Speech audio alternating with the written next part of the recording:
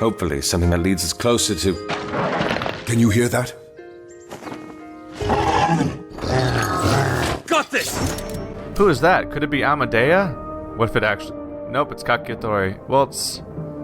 Yeah, it could be... That could be him still. Just some member of the... It could just be one of the members of the organization. I assume every single party member we get is going to be from a different faction, just to help us explore the world. Much like how in Mass Effect, every single character you got was a different race or a different group. Like the only... Even amongst the humans in that game, there was one human that was... that game's equivalent of a Force user. Do I click twice to summon a second one? No? Summons up to 2 indestructible things. Oh. So there we go. I manually cast both of their locations, and then the cooldown starts. That's interesting. So now there's Mud Drakes aiding in the fight. Let's take out Earth Tag over here. There we go. These seem like they'll come in handy. Or at least be fun to do. Now I can summon 3 tornadoes and 2 Earth Drakes at once. Oh, hello. But in Mass Effect, every single crew member you got was a different race. What is he doing? Oh. Maybe wait for the fight to start before you cast all of your defensive things. Whoops. In Mass Effect, they're all different races, and then the 2 characters that aren't different races, the other 2 humans in your starting crew, are both, I have to wait for a second. The other 2 humans themselves are even both different groups, where one of them's a soldier, and it's a member of the army, which is different from the main character, and the other one's basically the equivalent of a magic user. It has lore to explain. I'm about to go down. Ow. Oh my goodness, that's a lot of AoE. Okay. Want to cast your defensive spell, perhaps? Before this gets worse? Please cast your defensive everything. Oh my god. Okay, get out. Grab your brush for a little makeup.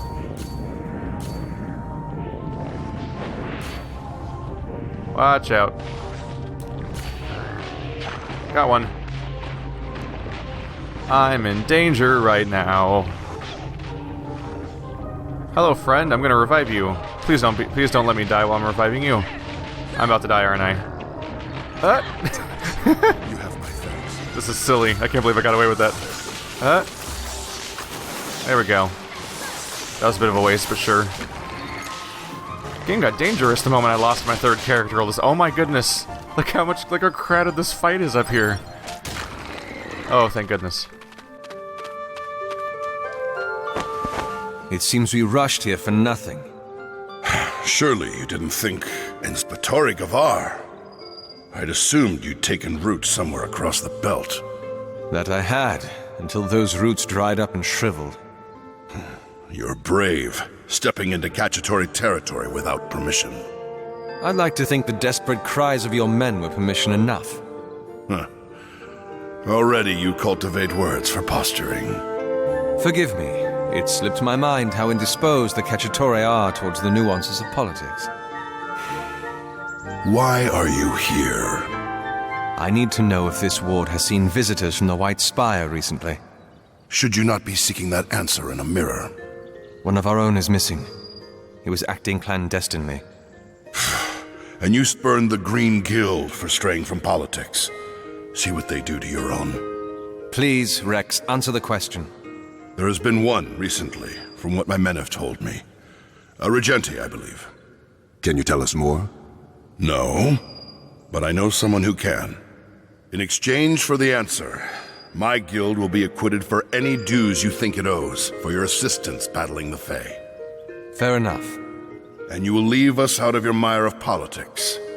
As far as I can. Her name is Amadea, and she is partial towards the Cleaver.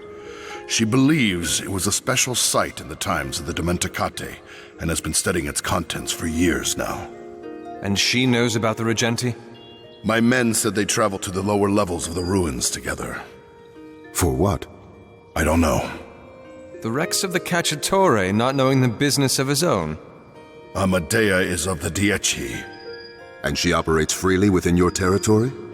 There are special circumstances. She bribed you. You said you would leave me out of the mire. So I did.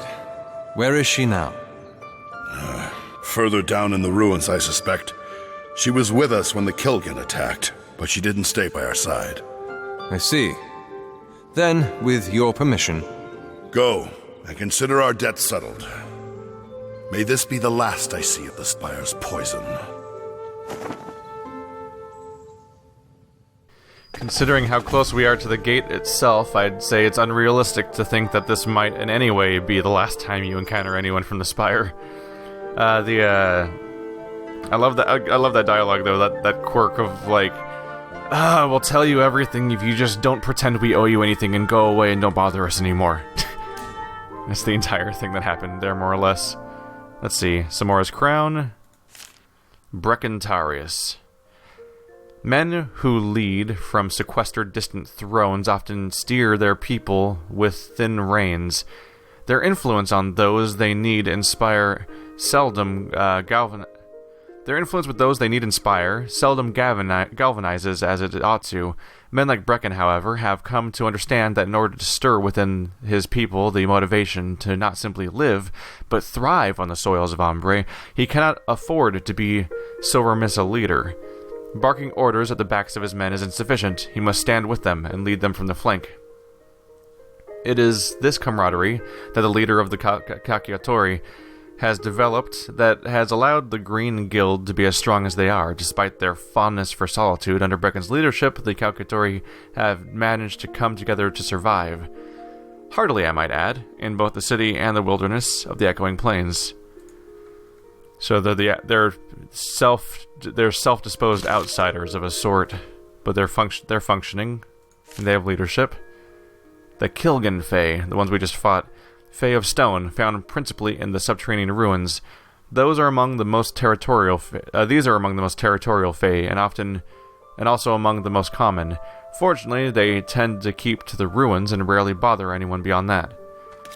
The fact that they're territorial and keep to themselves is probably why they're most common and most numerous, is because they actually have a self-preservation a little bit built into their concept here of how they function.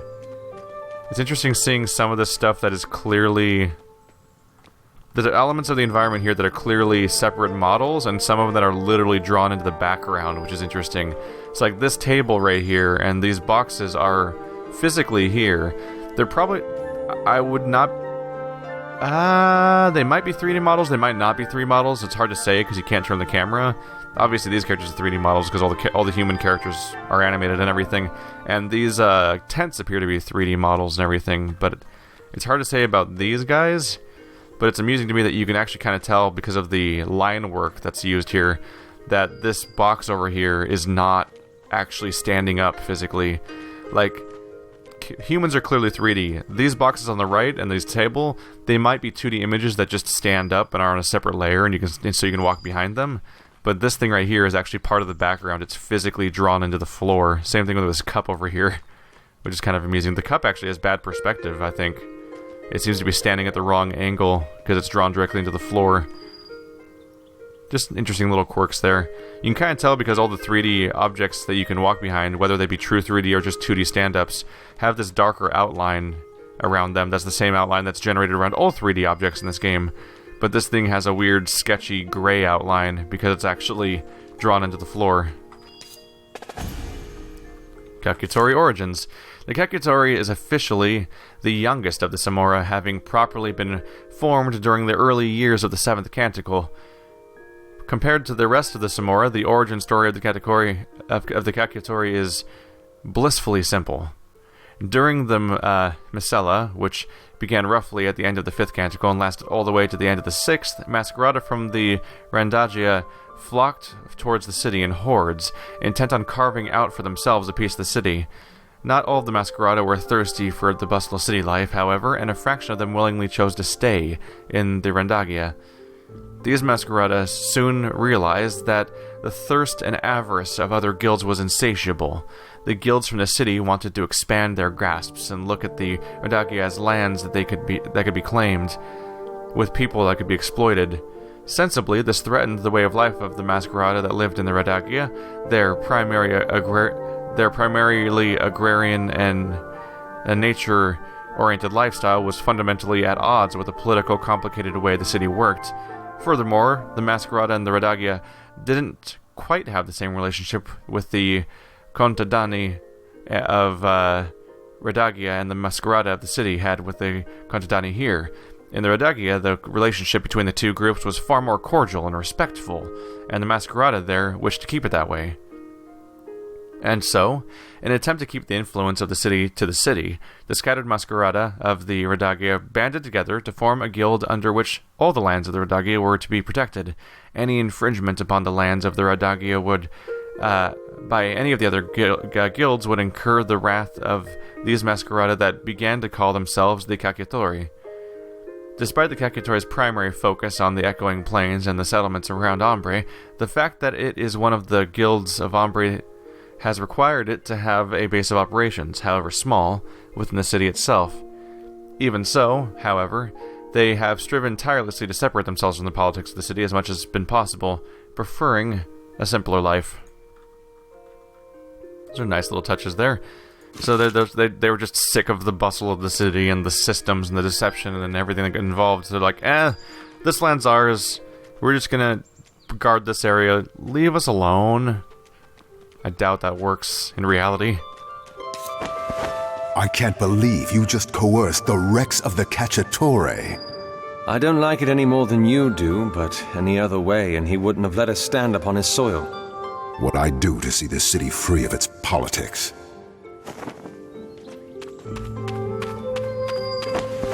Hold on, sir. What's the matter? Are you going down into the ruins? Yes? What's it to you? A few of us were scouts, and we'd been deeper in the ruins than the Kilgan. The Fae began attacking. Well, you made it out alive. Good on you. Not all of us. One of the scouts, Igoris, hasn't made it out yet. I was hoping... I'll keep an eye out for him. Thank you, sir.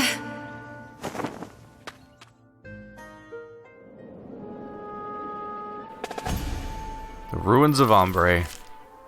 Before the words Citte della Ombre had ever crossed the minds of the settlers of the region, there were the ruins. Large, shattered monuments that hinted at a great kingdom that ruled the land in and around the shadow of the mountain Sierra Verde in the years long past. Within these gargantuan and mostly subterranean labyrinths hid mainly two things, both as wondrous and frightening as the other: Mascherines and Fae. The acquisition of the former and the banishment of the latter were key milestones in the growth and flourishing of the city. As the city grew and expanded, however, the ruins that had once been lauded as great mines of power slowly began to grow obsolete. Coin and politics began to appeal to the people of the land as much more suitable avenues for power, as the finite treasures of the ruins became more and more difficult to extract from the shadows, and so the pieces of the already crumbling physical culture of an ancient civilization were walled off and mostly forgotten, and with them, myriad of secrets that to this day remain undiscovered. No, nothing over there. You think this Amadea can help us? She better. If not, I don't know what other leads we have. Watch your flank! Hi. Sure would like a third-party member, or this is gonna get dicey quickly. Alright. I figure we should take out the grunts first if we can, because otherwise we don't want to be outnumbered, and taking out the weaker characters gives us a better avenue of attack to an extent. Just trying to get out of all these AoEs. There we go. Alright. Let's get these drakes summoned. There we go. And then defensive powers are being activated. Good. Is that the size of the ring? I thought it was smaller than that. Is that how big it got when I got that upgrade? Because, geez, that seems awfully effective, honestly. Did we kill one of them already?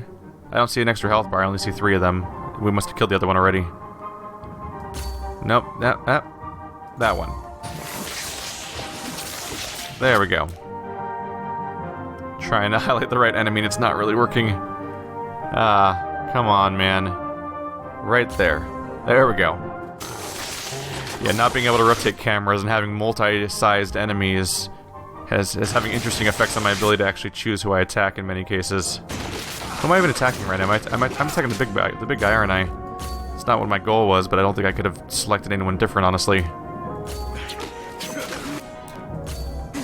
Oh, the smaller ones are weak enough at least. There we go. A lot of damage coming his way there. Let's see, 1 skill point. I feel like I won't be able to do much with that. Let's just wait for another one to pop up. One or both of the characters I think is saving up for 2 right now. It seems that this is our ride down. Tides. It looks unstable. The best survivalists in all of Umber built this.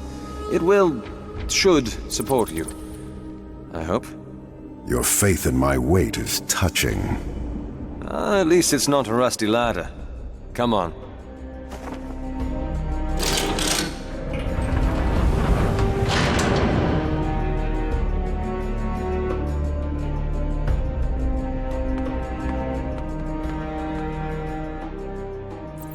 If you really want to lose the weight, we could always consider cutting off your legs and replacing them with stilts. Here we are. The ruins proper. None of these ruins are proper. Haven't been in millennia. Yeah, they can't be proper if we've been mining them and exploiting them for resources for a long time. What are they doing? Blocking our way, that's what. Are you ready? When you are. Howdy, folks. You've got this. I would like to have a third-party member now, if you don't mind. This guy looks flimsy. Let's attack him first. Oh, crap. Oh, well, that's definitely gonna happen. We're just gonna have to accept that for the moment. Get these defensive spells cast real quick. There we go. I want to move him out of the attacks, but I don't know how I'll escape them with how many enemies are happening right now. I can escape those ones. There we go. That was some moment of reprieve, at least. Hurricane's back. Alright. Having his projectiles is kind of fun. Gotcha. Sorry. Oh, bye. Welcome back. Thankfully, this game, the way this game handles skills is you just progress the story and then boom, skill points happen. So I don't really have to worry about someone falling down at the end of combat and not getting experience like in some games I've been playing.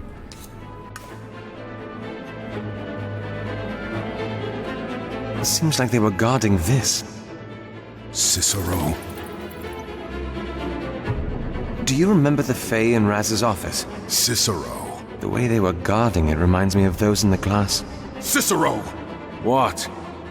Put it down. Let him... Down.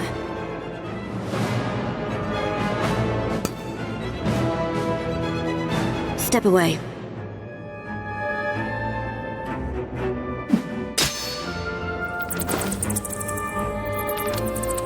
Don't follow me. What just happened? I'm not quite sure.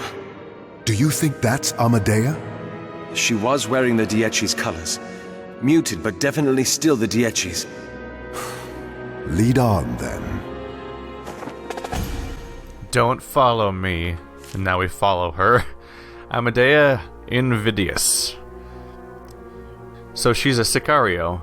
It's clear from the way she moves, nimble, I don't know that word, I'm sorry. Alacritious, agile, and it surprises me, considering she is from the Dieci. I hold nothing against the Opal Guild, of course, but all in the city know that they are the least proficient of the Physica. I'd have expected her to be a dirge at least, or perhaps a practitioner of the Visiva. When we eventually catch up to her, I might be interested in asking about her training. Another fact that surprises me is her ethnicity. Often, those of the Dieci are of runic descent, but the girl has hair the color of fire and freckled skin.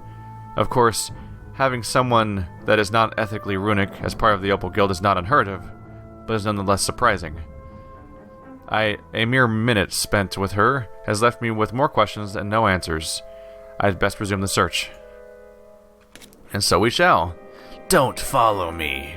We're following you. No new skill point yet.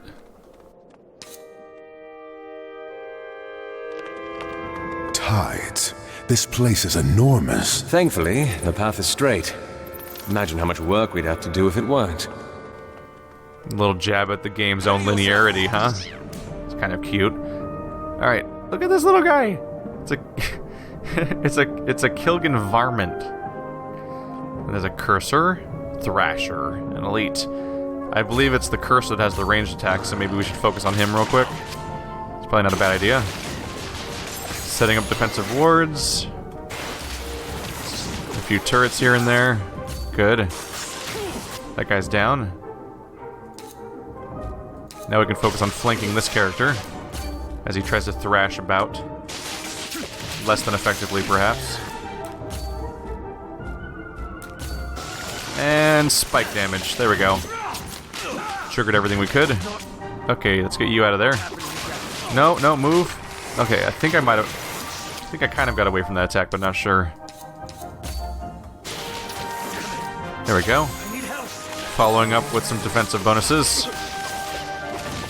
And we're good. How do you think she's dealt with all these Fae? She's quick on her feet. I suspect she mostly runs. And she's mighty fine at it, too. Yeah, she could be running past them all. Oh, a raw Masquerine has been obtained. That's another one. Aegis. This Masquerine needs to be decorated first. Interesting. They've all been, eye masks. This one's a mouth mask, it looks like. Which obviously separates it visually from the others. Honestly, we haven't even had a hint that they could even take that form. Not that it makes that much of a difference, it's just something that goes on your face. That's like some Winter Soldier mask instead of the usual. That's odd looking. Oh man, okay. It's not a big deal. It's just the game itself is just very much in 2D, and it's pretending to be 3D environments by having stairs and stuff. But yeah, if you're running to the right, you still run perfectly to the right as if there is no stairs at all. It doesn't do that usual slight change in angle of your walking pattern. It also means that I can't walk in the direction of the stairs, oddly enough. I think that's what really made it feel weird immediately. Like, when I'm walking down this hallway, I'm walking down the angle of the hallway. But this is not a 45-degree angle, or any of the cardinal directions, so I can't walk in the direction of the stairs without looking wrong. I have to walk like this. Which is bizarre. Tides. The mists are thick here, too. With all the Fae, it's not surprising, is it? Is that her? Let's find out.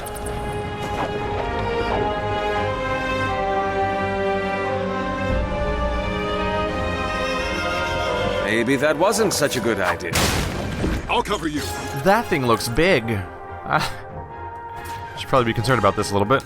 Let's maybe try to specifically go around behind it for a moment. There we go. Alright, attack and attack. You already cast your dragons, that's good. Let's get everyone with their defensive bonuses cast. And I'm going to try to not have our characters stand directly on top of each other, with the hopes being that if we're not standing on top of each other, we won't stack our vulnerabilities. There we go. Reorganizing a little bit. He seemed to have cone-based attacks, so I just wanted to make sure that those cones don't quite affect us that way. There we go. I'll use my mask to help out. Get out of that cone. Yeah, we'll mostly just be attacking normally, but every time I see a cone pop up, I'm going to do what I can to avoid the incoming damage. Things seem to be working out so far. Alright. Let's get our buff. Let's get our barrier back up. We're actually taking these hits pretty well so far. Oh, get out of that. Get out of that. Hit. Reactivating Q. Move, move, move. Ho-ho!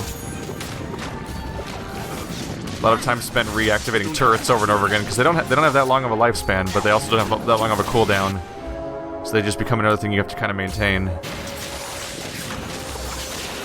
Alright. Ow.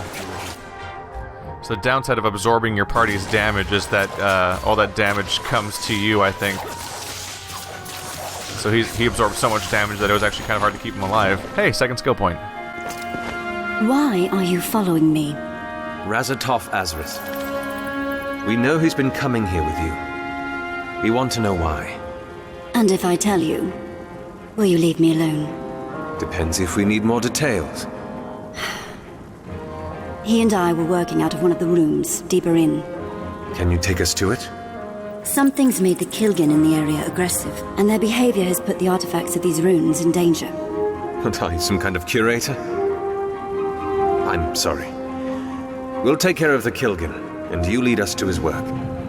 And then will we be done with one another? If you wish. Let's go. New friend. Alright, part 2. Amadea Invidius. I'm surprised we didn't try to gain trust a little bit by just introducing immediately that Kaladin is Razatov's brother. Although the fact that that hasn't come up yet in the story kind of makes me wonder if it's being saved for later, and maybe it'll turn out to not be as such great news when she finds out. I don't know. We could always learn things about these characters. Alright. Some progress has been made at least. The woman, though she could be no more than a quarter-century old, has allowed us to travel with her. I must say, for one belonging to the deity, she is cold.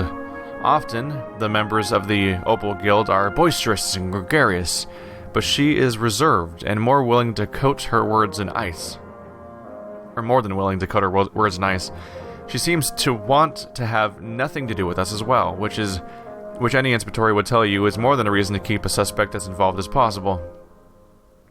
Her interest in the ruins is rather peculiar as well. Intent on preserving what little is left intact, she has proven herself remarkably concerned about the bones of the Dementicate civilization. I understand I return to this notion continually, but every moment more I spend with her, the harder I find it to believe that she belongs to the Dieci Silvrani. Its members would be willing to bring the entire ruin down if you paid them enough crescents. I do not believe I am going to tease any answers out of her anytime soon, however. She has made the terms of our engagement painfully clear. Help her clear out the ruins of the Fae, and she brings us where she and Reztov worked. What lies in store for us after, I cannot possibly begin to guess. But what I can say is that a new character probably means lots of skill points to spend. Also, these characters already have skill points to spend. Muddrake Plus, increased damage and reduces skill cooldown. That's not a terrible idea. It seems like a cool skill. Add an additional twister. Stance change bonus. Or I could get a new skill, obviously. Let's see. I do like the idea of getting Tremor, because it's like an AoE explosion, which seems like it'd be useful. Also generates threat, which could be dangerous. And it might not be a terrible idea to give him a projectile attack, because he doesn't have one yet. Or I can keep focusing on what we have. Honestly, I think I'm just going to buff the Muddrakes. Alright, Kaladin. Probably going to want to prioritize buffing our defensive skills if I can. Each command... Oh yeah, this is the one we talked about before. So I can either restore Kaladin's focus with it or average out the party's health. And that... Yeah, that sounds more dangerous than helpful based on how revives work in this game. Meanwhile, the Atmos Ring bonus will make it so that they can they move faster, last longer, and can pass through allies more times, which means that that's more healing caused overall by the skill. Hello? Tiziana is actually they don't drop any pretense of her being a party member to the point where she's still here in my roster after leaving the party. So, I guess we might as well upgrade her then. Let's see. Increasing casting arc and number of shields that she conjures is not a terrible idea. Caster takes lesser damage. Absolutely. Damage reduction is kind of a big deal so far, so I think I want to focus on that. Increases attack and movement speed. That's supposed to be part of her whole thing, so that makes sense to invest in. Let's get her passive started. Focus regeneration versus maximum focus. Interesting. I mean, regeneration seems like the way to go, because that's maximum focus only really affects the beginning of combat, but once it's being contested by damage, then keeping it regenerating seems to be the way that you should prioritize. Then you can further increase attack and movement speed, and then down here you can reduce threat generation and increase mask charge generation. Let's see, her main skill, Quick Strike, pierces an enemy and activates elemental tags. You can make the non-elemental tags gain temporary damage boost on her, or you can say Earth tag makes her gain focus. Let's see. Focus is not a terrible idea because it's part of how she keeps alive, and we have multiple things like that. But a temporary damage boost could also be a pretty big deal, just being able to activate anyone's tag at any time when she is a damage dealer. I do kind of lean towards just using people's specialties, though. But let's go for the damage. So she starts off with a skill called Convergence. Blast an enemy with dirt and dust, interrupting the target and placing an earth tag on it. So she starts off with an interrupt and nothing else. Her other skills are Burrow. Amadea conjures an illusion which generates high threat before burrowing underground toward the target location. While underground, she clears all threat gained, and if she becomes blocked, Amadeus will be interrupted and forced back up to the surface. Interesting. So she has a ability to just drop all threat. Fissure, that's the same I have. Flint Bolt. Okay. So she has the options for projectiles and multiple consecutive attacks. Innervate. Amadea empowers herself by gaining an attack and movement speed boost. So it's just a straight up buff. Interesting. Having an interrupt, a damage boost, and a threat dropper all sound like they fit together pretty nicely, and they also make her different and exclusive from my main character. So I think that is what I'm gonna grab. Let's grab Innervate and Burrow, and then I have one more point I can spend. I can give her Underground Focus. You can make the ground above her untraversable. With Earth Blast, you can make the boost better, or whenever an enemy takes damage from Amadeus to auto attack, she gains focus. So you can make it even more powerful, or you can make her more defensive. The fact that she has so many ways of getting focus is interesting, because it makes me think that maybe I should prioritize that so she just gets constantly drowned in focus. That seems like it could be useful. Let's see, the bonus to the interrupt is increases damage based on the distance between Amadea and the target. The further the target, the greater the damage. That's also interesting. So if you run away before activating it, you're good. I think I will go for the focus. I like having skills that have a bunch of different effects. Because then it's like, oh, I do this attack, but it also buffs me, or it also defends me. And like those kinds of things stacking up lead to more every action kind of being well-rounded in a way that keeps you going. I think I want that. Alright. We'll learn later whether or not I made terrible mistakes here. But we have one remaining character waiting to join our party, so we'll see when that comes up. Now, where do we go in this mess? Oh, this pit's pretty. Let me guess. The light comes from some ancient Dementicate technology that you've been studying. No, that's just glowing moss. Oh. Isn't it phosphorescent? Wasn't that what you call it? Gotta use the scientific terms that I'm... can't even say for sure I'm remembering correctly, so I'm a terrible example. Anything stashed about here? No. Alright, on we go then.